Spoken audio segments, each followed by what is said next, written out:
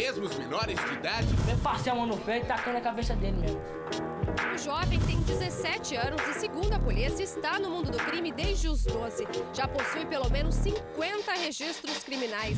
Na delegacia, as crianças de 7 e 12 anos apreendidas após roubar uma casa na zona leste. 4 menores foram pegos depois de perseguidos pela rota. Todos já tinham passagens pela Fundação Casa. O adolescente que liderou o arrastão já tinha sido detido na semana passada. E reconheceram os menores. Os dois já haviam sido apreendidos outras vezes. O menor apreendido crime já era um velho conhecido dos policiais militares. Ele já foi preso por mim mesmo outras 2 vezes. Nas outras duas vezes, a Bandeirante acabou filmando. Amanhã eu tô de volta na rua, terrorizando.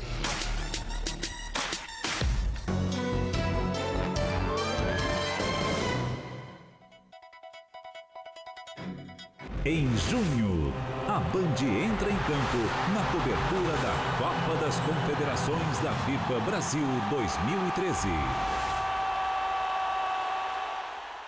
Como foi seu fim de semana? Meu final de semana?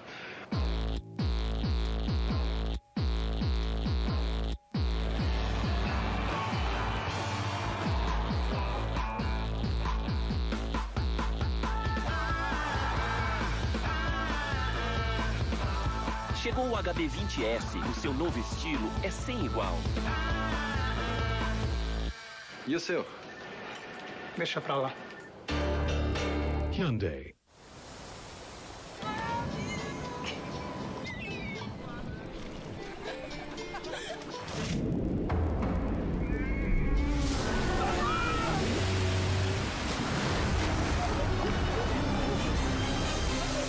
Achei que foi engolido.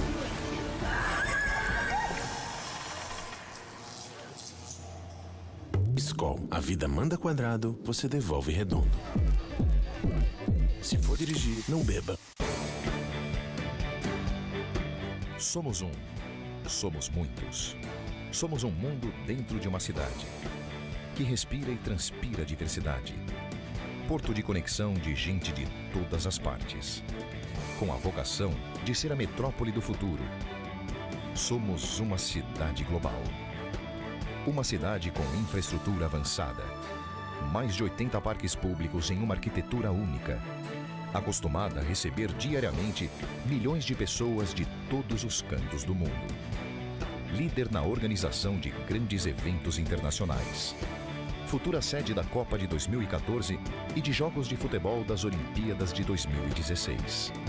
Cidade candidata a sediar a Exposição Universal 2020. Somos São Paulo, capital do novo mundo. Você consegue fazer várias coisas ao mesmo tempo. E seu desodorante? Novo Bioprotection 5. O primeiro antitranspirante 5 em 1 pele e roupa.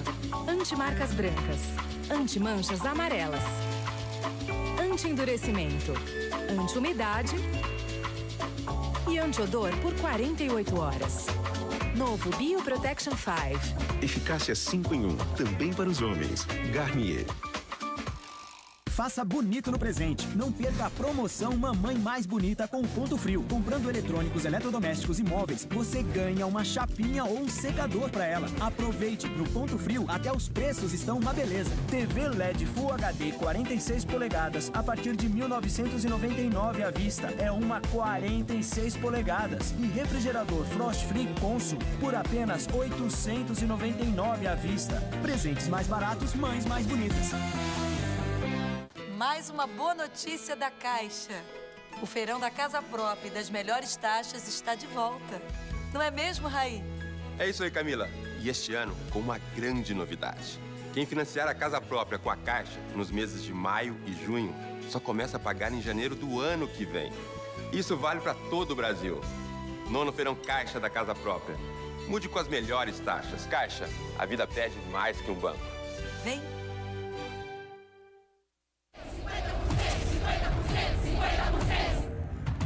100%, 100%,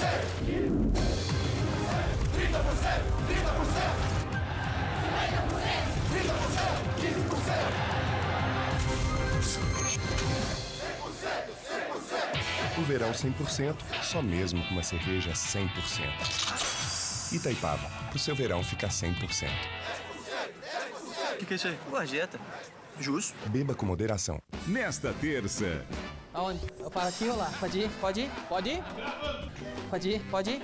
Agora é tarde, com Danilo Gentili. É que nem andar de bicicleta, Danilo. Nesta terça, meia-noite. The Books in My Body. A gente tá gravando uma música. É um hip hop em inglês pra conquistar o mercado americano. Como assim, cara? Se nem inglês você sabe falar. Você e seu cursinho de inglês online. Eu tô aprendendo o inglês das ruas. O inglês do hip hop. The books on the floor. The books in my body. The books in the air. I love the book. OpenEnglish.com. Professoras americanas. 24 horas por dia. Imagina a gente lá no jogo, hein?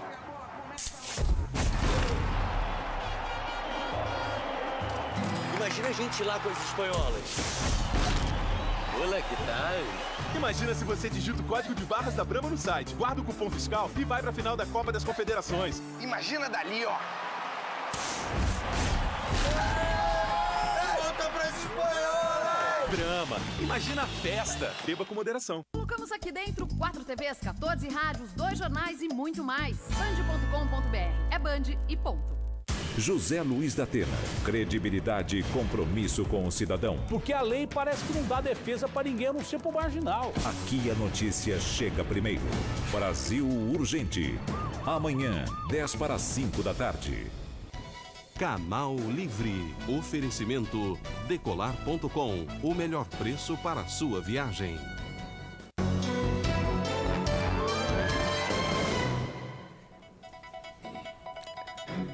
Nós estamos de volta com o Canal Livre, que essa noite recebe o desembargador Luiz Soares de Mello. Estamos falando hoje sobre maioridade penal e criminalidade. E você viu aí o clipe que a gente exibiu antes do comercial e deve ter notado a quantidade de vezes em que apareceu aí um elemento chamado reincidência. Tema da sua pergunta, né, Sandra? Desembargadora, o Brasil hoje é o 4º país que mais encarcera no mundo. Nós só perdemos para os Estados Unidos, China e também a Rússia. E o índice de reincidência no Brasil é de 70%. O Brasil gasta 11 bilhões e 900 com presídios e gastamos 8 bilhões e 300 anualmente para o cara voltar às ruas reincidir. Ou seja, o presídio hoje, ele não é um local onde o criminoso não é cuidado, ele não volta a reinserir na sociedade de maneira efetiva e volta cometendo crimes, ou seja, nós jogamos dinheiro fora, 8 bilhões e 300, para a pessoa voltar a cometer crime. Essa sua tese choca aquele que a estuda ou aquele que a discorre, porque realmente é um dinheiro absurdo que poderia ser investido em outro lugar. Que é a sua tese também. Você disse, se esse dinheiro inteiro fosse desviado para a construção de presídio, por exemplo, ao invés de se gastar com o próprio preso, mas se construir novos presídios, você teria abrigo para todos eles e melhoria na condição da prisão. Porque eu não acho que haja no Brasil prisões boas. Não existe prisão boa. Não existe prisão agradável, humana, agradável. Não existe, não existe. Mas existe no mundo? Na Suécia acho existe. Que sim, na Suécia existe. Mas pode ser, mas prisão seria prêmio. Não é bem prêmio. Mas o diretor daquela prisão de Uma, lá nos Estados Unidos, uma vez ele deu uma entrevista e ele era acusado de tratar mal os presos. Ele falou, olha, de fato aqui é um lugar horrível. Eu não aconselho ninguém a vir para cá. É isso mesmo, é isso mesmo. Porque de fato a prisão não é um lugar agradável. Agora, não é agradável. 70%, como diz o Sandro, voltar para o crime é uma prova de que a situação é muito pior do que a gente está pensando. A cadeia hoje serve, exatamente, concordo plenamente, a cadeia hoje serve para banir o cidadão do convívio social. Durante um tempo em que ele vai treinar para voltar pior. Isso. Mas quem pode Agora, esse treino, é uma partinha que eu discordo de você. Esse treino está na rua. Eu acho que ele está na rua também. Tá também. Não é só na presídio. Mas tem uma concentração maior lá. Isso. O presídio, o cheio passa 24 horas pensando como fugir dali. O que fazer para burlar alguma coisa lá fora, como ele comandar a situação de um roubo qualquer, de uma grande partida de um roubo qualquer ou de uma grande partida de tráfico de drogas. Ele tem, isso existe. Isso existe no presídio de segurança máxima do Estado de São Paulo, que é o de Presidente Bernardes, que eu visitei cela por cela. É assustador. Mesmo para mim, que tenho anos e anos de experiência, não sei se Gabeira conhece, de Bernardes. É terrível, é terrível. Entra telefone. Quer dizer, eles comandam de lá. Comanda de lá. Enquanto estão lá, porque depois voltam para comandar na rua. Uma visita, coisa parecida. Agora, doutor, o Brasil deu um pequeno avanço há cerca de 10 dias, criando um sistema de infiltração e de prevenção do crime dentro das cadeias. Algo que já existe na Inglaterra e funciona bastante bem. Mas, no entanto, todo esse processo de avaliação das cadeias, de reforma penitenciária no Brasil, depende dos políticos. E isso não dá voto. Quer dizer, nós entramos de novo numa situação, num círculo sem saída, porque não dá votos. Não há interesse em realmente reformular isso. Pode até ser verdade isso. Agora, como representante do judiciário, aí que eu volto e me perdi, você não é responsável, é claro, diretamente pelos problemas sociais. Claro. Você cura a ferida. Mas você não é o responsável pelos problemas sociais. Você vai me perguntar, existe isso? Eu sei que existe isso. E que não dá voto? Não dá voto. Por exemplo, o senhor é desembargador. O senhor é o homem que pega a sentença do juiz, às vezes mole demais, porque o juiz singular está muito sujeito à relação direta com o bandido. Mas nem todos são, não. A juizada está boa. Mas aí chega um sujeito lá que tem uma ficha criminal muito extensa, mas já ganhou direito à progressão da pena. Isso. O que acontece? Porque no Brasil, a progressão da pena significa liberdade plena, porque aqui não tem... Exatamente. Não tem colônia agrícola, não tem colônia penal, quer dizer, quem ganha direito ao semiaberto vai para a rua. Isso. Né? O que o senhor faz? O meu voto o voto que eu corto, às vezes, a progressão, porque existem recursos e eu recebo mais agravos. Os agravos trazem os recursos de progressionais. Né? Eu vou dar um exemplo ilustrativo bem clássico. O sujeito é condenado por prática de um roubo. Aí ele diz, olha, eu não gostei da sentença. Ele entra com um recurso chamado apelação. Esse recurso vai parar na mão de um dos 80 desembargadores criminais. Esses desembargadores criminais compõem turmas julgadoras e nós julgamos em 3 ou 5, dependendo do caso, e julgamos o apelo, confirmando ou reformando a sentença do juiz, mantendo ou modificando. Às vezes modifica em parte, diminui pena, às vezes o promotor recorre para regime fechado, que ele tomou um semiaberto ou coisa parecida. Então, o juiz negou. O juiz negou. Negou a progressão, vem o réu e recorre. Este recurso chama-se agravo de instrumento, agravo. E ele entra com o agravo dizendo o seguinte, olha, o juiz não me deu essa progressão. Eu tenho direito, excelência. E aí ele recorre para segundo grau, cai para nós também. E agora o outro lado, o juiz dá a progressão. Quando o juiz dá a progressão, e nisso vai um elogio à nobilíssima classe dos promotores de justiça do Estado de São Paulo, eles recorrem de tudo. Eles vão em cima. Falam, este réu não merecia progressão, não tem progressão. E olha, às vezes vem casos aberrantes. Porque faz-se o laudo criminológico lá embaixo, do atual estágio do preso, e o laudo diz abertamente, o preso não pode progredir, não há recomendação. Ele faz bagunça, eu estou falando agora em termos leigos, não estou mais falando juridiquês. Ele faz bagunça na cadeia, ele está fumando maconha, ele faz entrar telefone, ele faz isso, faz aquilo, e o laudo diz, não recomendada a progressão. E o juiz dá. E o juiz dá. Por que ele dá?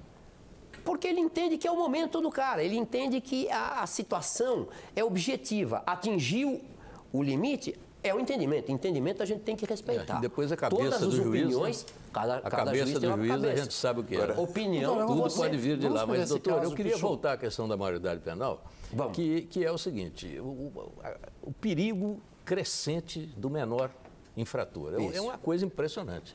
Nesses últimos 10 anos, quem está na imprensa como nós, o que nós temos noticiado de maneira crescente... E em juízo como eu. É uma coisa, e o senhor lá no seu tribunal também. Concordo, são 10 anos mesmo, de 8, 10 anos para cá. Eu me pergunto se a droga, se o tráfico não é, talvez, a principal explicação para tudo isso. Bom, dos 25 processos que eu julgo por semana, pelo menos 10, 12 é de tráfico de droga. É impressionante o que há de tráfico de droga hoje.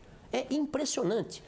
Segundo lugar, patrimônio Terceiro, é empírico isso. Estou falando de mim, eu não tenho números, vou deixar bem claro. Pode ser que em determinada comarca que nos escute lá no rincão do Sergipe, ou coisa, pode ser que seja diferente. Então eu estou dizendo como desembargador que vê a coisa macro por cima naquilo que chega na minha mão. Patrimônio e, em último lugar, homicídios, não latrocínio, porque latrocínio é patrimônio. Perde-se uma vida, mas é patrimônio. Evidentemente que a droga leva a tudo. Evidentemente, você não tem isso catalogado nem em estatística, mas é evidente que quem está cometendo o crime, ele está sob efeito de alguma droga, ou crack. E o menor infrator, principalmente. Claro! Bem, desembargador, nós temos aqui uma pergunta do advogado Ariel de Castro Alves. Ele é membro da Secretaria de Direitos Humanos da OAB